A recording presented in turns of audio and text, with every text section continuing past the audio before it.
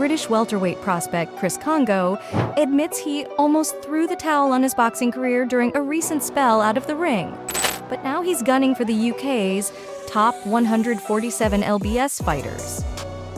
During his school days, Chris Kongo would often find himself counting down the hours until it was time to gather his belongings and head off to Downside Fisher Youth Club, where he first fell in love with the sport of boxing. At the age of 8, he initially joined the club to take part in more harmless activities: table tennis, football, swimming, et al. Soon, though, influenced by his 2 older brothers, the boy from South Bermondsey would lace up his first pair of gloves, climb through the ropes, and never look back. I was doing well at school. I wasn't the smartest, but I always looked forward to getting to the gym at the end of the day. That was my main goal. Kongo told Daily Star Sport. It kept me out of trouble because I always had something to look forward to after school. And whenever I wasn't focused, boxing kept me on track. I started at Fisher ABC, but at that time I just went to the youth club to play table tennis, football, and stuff like that. There was also a pool, so I liked that better at first. After that, my brothers boxed there and they brought me there. Eventually, when I was about 14 years old, I realized that I could potentially make a career out of it. I became a national champion in the Golden Gloves, which meant I was #1 in the UK. It made me think, if I can do this, let's see how far I can go in the sport. Kongo amassed over 70 wins as an amateur, traveling throughout Europe to win numerous trophies and championships while learning his craft and honing his tools before an early entry into the professional ranks. At the age of 23, sensing that Josh Kelly would beat him for a place at the 2016 Olympics as British welterweight title challenger, he decided to turn professional under the tutelage of Brixton-based trainer Ted Bammy. He opened his account with 2 routine wins before the opportunity arose to spar with IBO super middleweight world champion Chris Eubank Jr. In February 2017, Eubank was given the chance to compete on the undercard of Eubank in his 3rd professional fight, live on ITV Box Office. The guy from ITV set up a sparring session with Chris and then heard that I had done well, Kongo recalls. Then they called me again and asked if I was willing to fight someone on the undercard of his fight with Arthur Abraham. So, of course, I agreed. It was my first time on a big card, so the nerves were there, but I just had to stay focused, go out there and do my job, which I did in a big way.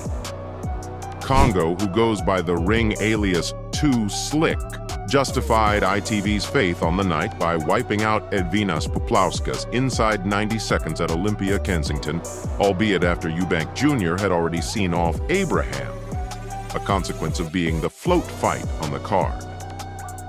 5 more wins followed his big night on pay-per-view, 3 by knockout, and that solid form caught the attention of respected British trainer Jim McDonnell.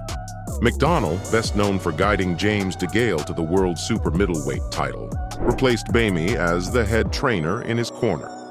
However, 3 years after that, Kongo reunited with Bammy to assemble a dream team during the coronavirus pandemic. Ted taught me the professional side of boxing, obviously from the standpoint that it's a business on the side and that you have to sell tickets. And then also from a technique standpoint, he actually got me into the pro game by learning how to tighten up my defense, learn to pace yourself and not burn out, he says. And it's crazy because now I actually have Ted back on the team.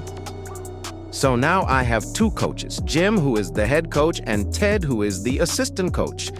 When we were in lockdown and I was cleared to resume professional fighting, my gym in Buckhurst Hill was still closed, but Ted and I still had a good relationship, and his gym was still open.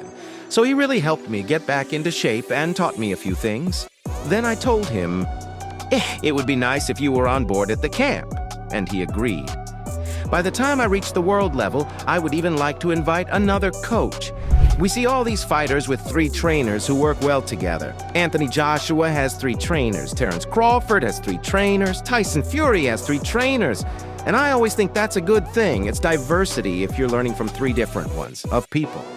Under the tireless eye of McDonnell, known for pushing fighters to their limits in the gym and on the track, Kongo has increased the fuel capacity in his tank to ensure he is well equipped to last 12 grueling rounds if required.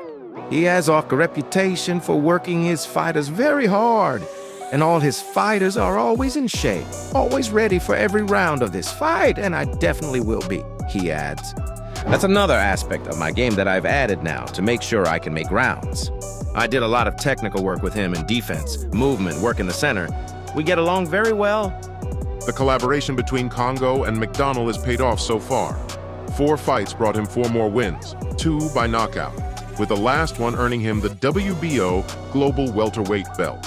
However, before defeating Luther Clay at Matchroom's fight camp last August, a swashbuckling bout that saw the pair trade hellish leather before Kongo closed the show in the 9th round, Britain's dark horse on the welterweight scene had spent a torturous 16 months out of the ring due to problems with management and refusals from rivals.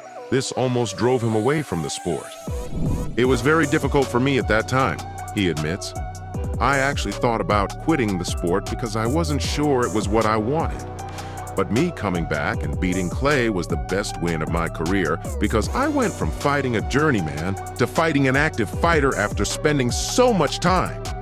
A lot of coaches wouldn't do that, but I believed in myself and said, yes, we will take the fight.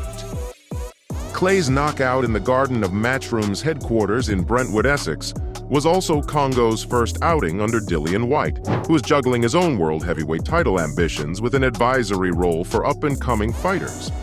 His new protege will be on the undercard of his key rematch with Alexander Povetkin on March 27th, currently taking place in Gibraltar due to COVID-19 travel restrictions. The 28-year-old is set to take on 26-year-old former WBO European champion Michael McKinson in what could well be his toughest challenge to date. I love fighting overseas, Kongo says. Strangely enough, I've had a lot of my best performances abroad. I've been to different countries and boxed for London, boxed for England, and one of my highlights was going to Holland to fight their national champions. I was the only one who came out victorious, so I had some very good times away from home. McKinson is a good competitor, very awkward lefty, and I know he will get his way, so I'm ready to bring it to him too. The welterweight division is well and truly heating up internally.